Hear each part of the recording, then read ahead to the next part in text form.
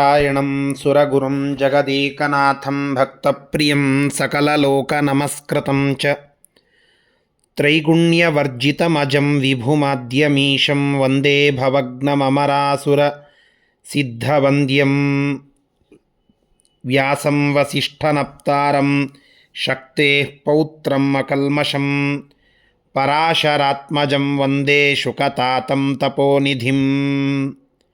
ಶ್ರೀ ಗುರುಭ್ಯೋ ನಮಃ. ಹರಿ ಓಂ. ವಿಷ್ಣು ಸಹಸ್ರನಾಮ ಸ್ತೋತ್ರದ 53ನೆಯ ಶ್ಲೋಕದ ಚಿಂತನೆಯನ್ನು ಇವತ್ತು ಮಾಡೋಣ.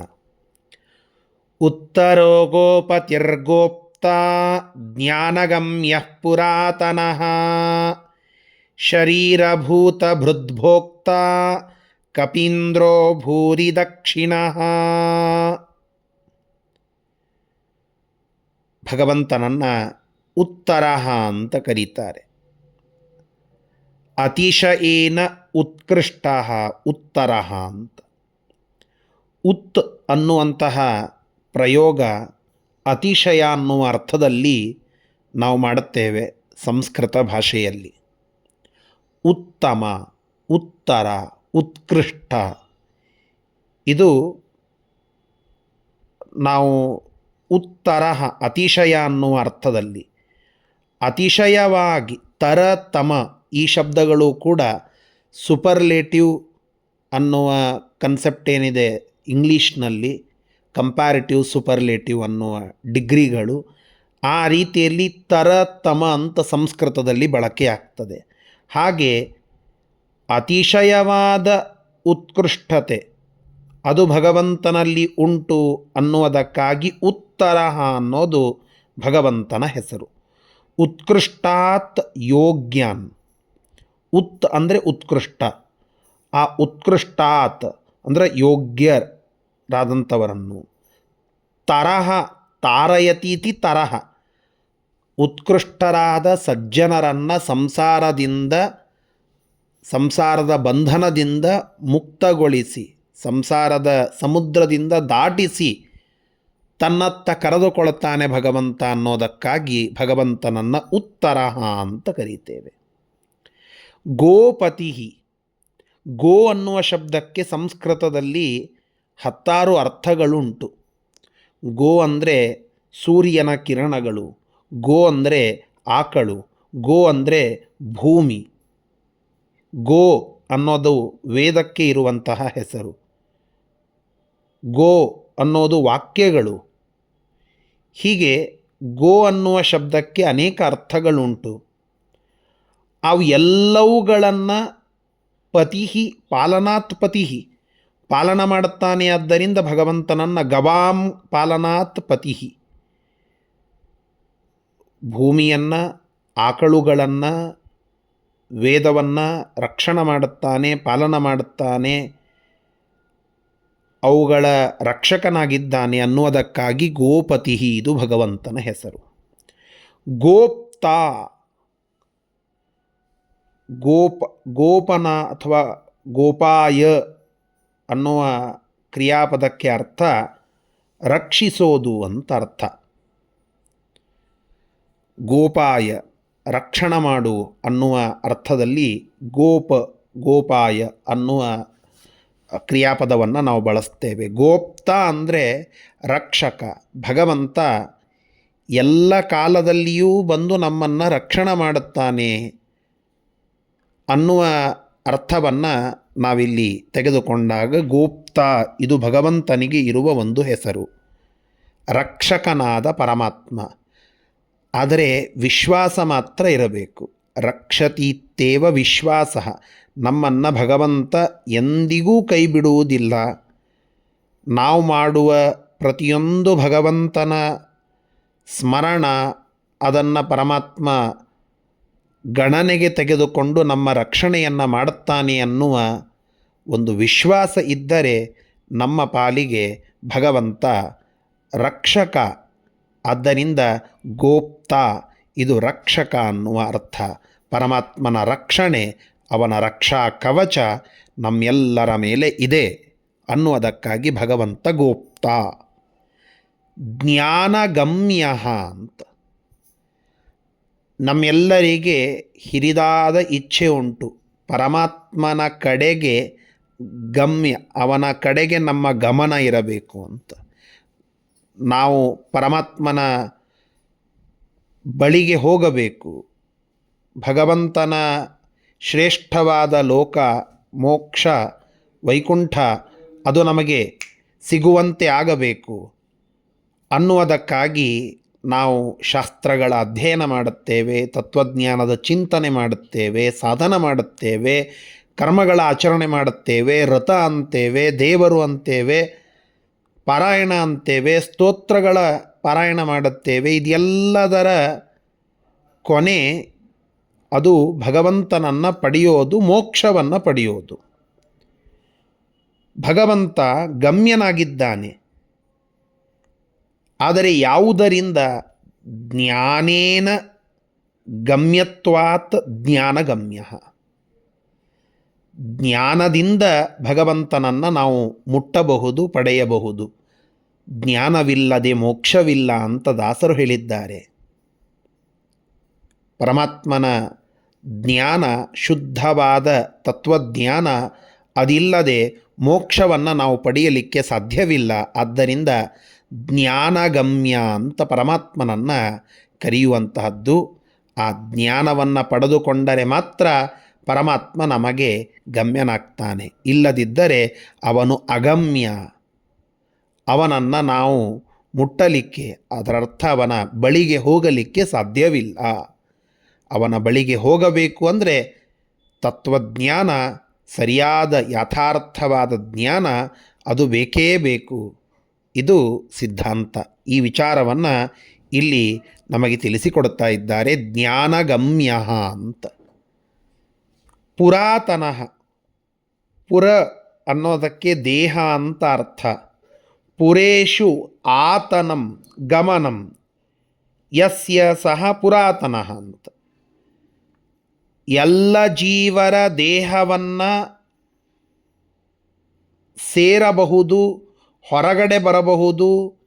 ಈ ಸ್ವಾತಂತ್ರ್ಯ ಪರಮಾತ್ಮನಿಗುಂಟು.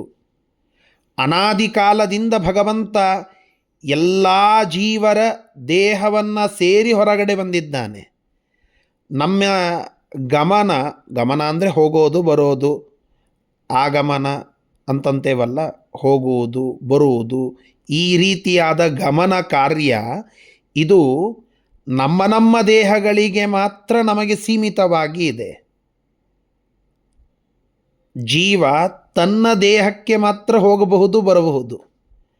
ಆದರೆ ಎಲ್ಲ ಜೀವರ ಎಲ್ಲ ದೇಹಗಳಿಗೆ ಹೋಗಿ ಬರುವ ಸ್ವಾತಂತ್ರ್ಯ ಅದು ಇರುವುದು ಭಗವಂತನಿಗೆ.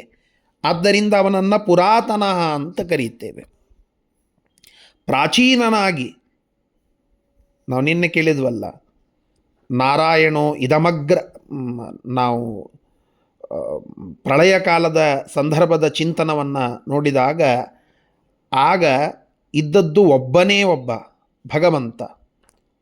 ಏಕಮೇವ ಅದ್ವಿತೀಯನಾಗಿ ಪರಮಾತ್ಮ ಅಲ್ಲಿ ಇದ್ದ ಅಂತ. ಏಕೋ ಪರಮಾತ್ಮ ಏಕ ಅಂತನ್ನೋ ಹೆಸರಿನಿಂದ ಪ್ರಖ್ಯಾತ ಅಂತ. ಯಾಕೆ ಅಂದರೆ ಜಗತ್ತಿನೊಳಗೆ ಈ ಜಗತ್ತಿನ ಪ್ರಳಯ ಬ್ರಹ್ಮಾಂಡ ಇದು ಸೃಷ್ಟಿಯಾಗುವ ಪೂರ್ವದಲ್ಲಿ ಯಾರೆಲ್ಲ ಇದ್ದರು ಅಂತ ನಾವು ಶಾಸ್ತ್ರಗಳಲ್ಲಿ ಅದರ ರಿಸರ್ಚನ್ನು ಮಾಡ್ತಾ ಹೋದರೆ ಕೊನೆಗೆ ಸಿಗುವಂತಹ ತತ್ವ ಅದು ಭಗವಂತ. ಅವನೊಬ್ಬನೇ ಇದ್ದ, ಮತ್ತೊಬ್ಬರು ಯಾರೂ ಇದ್ದಿದ್ದಿಲ್ಲ. ಅವನಿಂದ ಸೃಷ್ಟಿ ಆಗ್ತಾ ಹೋಯಿತು ಅನ್ನುವಂತಹ ವಿಚಾರವನ್ನು ನಾವು ಕೇಳುತ್ತೇವೆ. ಅಂತಹ ಪರಮಾತ್ಮ ಅವನು ಪುರಾತನ, ಪ್ರಾಚೀನ ಅನ್ನುವುದಕ್ಕಾಗಿಯೂ ಪುರಾತನ. ಶರೀರಭೂತ ಭೃತ್, ಶರೀರವನ್ನು ಇಲ್ಲಿ ಎರಡು ಪಾಠಾಂತರಗಳು ಕೂಡ ಇವೆ. ಶರೀರೀಭೂತಕೃತ್ ಅಂತಲೂ ಒಂದು ಪಾಠಾಂತರ ಉಂಟು, ಅಥವಾ ಶರೀರಭೂತ ಭೃತ್ ಅಂತಲೂ ಹೇಳುತ್ತಾರೆ. ಎರಡು ಪಾಠಾಂತರಗಳ ವಿಚಾರವನ್ನು ನಾವು ಕೇಳುತ್ತೇವೆ. ಶರೀರಾಣಿ ಭೂತಾನಿ ಚ ಬಿಭರ್ತಿ ಇತಿ ಶರೀರಭೂತ ಭೃತ್. ಶರೀರವನ್ನು ಮತ್ತು ಎಲ್ಲ ಇಂದ್ರಿಯಗಳನ್ನು ಮತ್ತು ಸಕಲ ಜೀವರನ್ನು ಧಾರಣ ಮಾಡುತ್ತಾನೆ, ಪೋಷಣೆ ಮಾಡುತ್ತಾನೆ, ಅವರನ್ನು ರಕ್ಷಿಸ್ತಾನೆ. ಆದ್ದರಿಂದ ಭಗವಂತನನ್ನು ಶರೀರಭೂತ ಭೃತ್ ಅಂತ ಕರೀತೇವೆ. ಶರೀರಿ ಮನುಷ್ಯನನ್ನು, ಭೂತ ಸಕಲ ಜೀವರಾಶಿಗಳನ್ನು, ಕೃತ್ ಸೃಷ್ಟಿ ಮಾಡಿದ್ದಾನೆ ಅನ್ನುವುದಕ್ಕಾಗಿ ಶರೀರೀಭೂತ ಕೃತ್ ಅಂತಲೂ ಪಾಠಾಂತರದ ಪ್ರಯೋಗ ಇದೆ. ಆದ್ದರಿಂದ ಭಗವಂತ ನಮ್ಮೆಲ್ಲರ ಸೃಷ್ಟಿಕರ್ತ, ನಮ್ಮೆಲ್ಲರ ಸ್ಥಿತಿಕರ್ತ, ನಿಯಮನಕರ್ತ ಆದ ಭಗವಂತ ಶರೀರಭೂತ ಭೃತ್ ಅಥವಾ ಶರೀರೀಭೂತ ಕೃತ್. ಭೋಕ್ತ, ಪ್ರಳಯದ ಸಂದರ್ಭದಲ್ಲಿ ಇಡೀಯಾದ ಲೋಕಗಳನ್ನೆಲ್ಲ ತಾನೇ ಉಣ್ಣುತ್ತಾನೆ, ಅದನ್ನೆಲ್ಲ ತನ್ನ ಆಹಾರವಾಗಿ ಮಾಡಿಕೊಳ್ಳುತ್ತಾನೆ. ಆದ್ದರಿಂದ ಸರ್ವ ಅತೃತ್ವಾತ್ ಭೋಕ್ತ, ಎಲ್ಲವನ್ನ ಭಕ್ಷಿಸುತ್ತಾನೆ. ಆದ್ದರಿಂದ ಭೋಕ್ತ, ನಾವು ಸಮರ್ಪಣ ಮಾಡುವ ಸಕಲ ವಸ್ತುಗಳಲ್ಲಿ ಇರುವ ಸ್ವಾಖ್ಯರಸದಿಂದ ತಾನು ತೃಪ್ತನಾಗ್ತಾನೆ. ಅದೆಲ್ಲದರ ರಸವನ್ನು ತಾನು ಸ್ವೀಕಾರ ಮಾಡುತ್ತಾನೆ ಅನ್ನುವುದಕ್ಕಾಗಿ ಸರ್ವ ಅತೃತ್ವಾತ್ ಭೋಕ್ತ. ಕಪೀಂದ್ರ, ಕಪೀಂದ್ರ ಪರಮಾತ್ಮನನ್ನು ಕಪೀಂದ್ರ ಕಪೀಂದ್ರ ಅಂತ ಕರೀತಾರೆ. ಕಪೇಹೇ ವಾಲಿನಃ ಈಂ ಶ್ರಿಯಂ ದ್ರಾವಯತಿ ಇತಿ ಕಪೀಂದ್ರ. ಕಪಿ, ಒಬ್ಬ ಕಪಿ ವಾಲಿ ಅಂತ ಹೇಳಿ, ಅವನಲ್ಲಿ ಇರುವ ಸಂಪತ್ತು ಅಥವಾ ಶಕ್ತಿ ಏನೇನು ಐಶ್ವರ್ಯ ಇತ್ತೋ ಅವನ ಬಳಿಗೆ, ಅದಕ್ಕೆ ಈಂ ಅಂತ ಕರೀತಾರೆ. ವಾಲಿನಃ ಈಂ ಕಪೇಹೇ ಈಂ ಕಪೀ, ಅದನ್ನಂದ್ರ ದ್ರಾವಯತಿ, ಅದನ್ನು ತೆಗೆದುಹಾಕ್ತಾನೆ. ಸುಗ್ರೀವನಂತಹ ಭಕ್ತನಿಗೆ, ಹನುಮಂತ ದೇವರಿಂದ ಪೋಷಿತನಾದ ಭಕ್ತನಿಗೋಸ್ಕರವಾಗಿ ವಾಲಿಯ ಬಳಿ ಇರುವ ಏನು ಶಕ್ತಿ ಸಂಪತ್ತು ಇತ್ತೋ ಅದನ್ನೆಲ್ಲ ದ್ರಾವಯತಿ. ಆದ್ದರಿಂದ ಕಪೀಂದ್ರ, ಇದು ಭಗವಂತನ ಹೆಸರು. ಕಂ ಅಂದರೆ ಸುಖ, ಕಂ ಪಿಬಂತಿ ಇತಿ ಕಪಿ, ಸುಖವನ್ನು ಭೋಗ ಮಾಡುವಂಥವರು ಕಪಿಗಳು. ಅವರ್ಯಾರು? ಮುಕ್ತರು ಅಂತ. ಕಪಯಃ ಮುಕ್ತಾಃ ತೇಷಾಂ ಇಂದ್ರಃ, ಎಲ್ಲ ಮುಕ್ತರಿಗೂ ಒಡೆಯ ಅದು ಭಗವಂತ. ಕಾಟಕೋಪನಿಷತ್ತು ನಮಗೆ ತಿಳಿಸಿಕೊಡುತ್ತದೆ, ಸಕಲ ಮುಕ್ತರನ್ನು ನಿಯಮನ ಮಾಡುವಂತಹ ಸಾಮರ್ಥ್ಯ ಅದು ಪರಮಾತ್ಮನಿಗುಂಟು ಅಂತ. ಮುಕ್ತರನ್ನು ನಿಯಮನ ಮಾಡುವ ಭಗವಂತ, ಮೋಕ್ಷ ನಿಯಾಮಕನಾದ ಪರಮಾತ್ಮ, ಮುಕ್ತರನ್ನೂ ಕೂಡ ತನ್ನ ವಶದಲ್ಲಿ ಇರಿಸಿಕೊಳ್ಳಬಲ್ಲ ಸಾಮರ್ಥ್ಯ ಅದು ಭಗವಂತನದ್ದು. ಆದ್ದರಿಂದ ಕಪೀಂದ್ರ ಮೋಕ್ಷ ನಿಯಾಮಕ, ಮುಕ್ತ ನಿಯಾಮಕ ಅಂತ. ಭೂರಿ ದಕ್ಷಿಣ, ಭೂರಿ ದಕ್ಷಿಣ ಅಂತಂದರೆ ಬಹಳವಾದದ್ದನ್ನು ಕೊಡುವವನು ಪರಮಾತ್ಮ. ನಾವೇನು ಕೊಡುತ್ತೇವೋ ಅದನ್ನು ಅನಂತ ಮಡಿ ಮಾಡಿ ಕೊಡುತ್ತಾನೆ ಅಂತ. ಹೀಗಾಗಿ ಭೂರಿ ದಕ್ಷಿಣ, ನಾವು ಕೊಡುವ ಅಲ್ಪವಾದ ಭಗವಂತನ ಸೇವೆಯನ್ನು ತಾನು ಸ್ವೀಕಾರ ಮಾಡಿ ಆ ಸೇವೆಗೆ ಫಲವನ್ನು ಅನಂತ ಮಡಿ ಮಾಡಿ ಕೊಡುತ್ತಾನೆ ಅನ್ನುವುದಕ್ಕಾಗಿ ಪರಮಾತ್ಮನನ್ನು ಭೂರಿ ದಕ್ಷಿಣ ಅನ್ನುವ ಹೆಸರಿನಿಂದ ಕರೀತೇವೆ. ಈ ಎಲ್ಲ ಹೆಸರುಗಳಿಂದ ಪ್ರತಿಪಾದ್ಯನಾದ ಪರಮಾತ್ಮ ನಮ್ಮನ್ನು ರಕ್ಷಿಸಲಿ. ಶ್ರೀಕೃಷ್ಣಾರ್ಪಣಮಸ್ತು.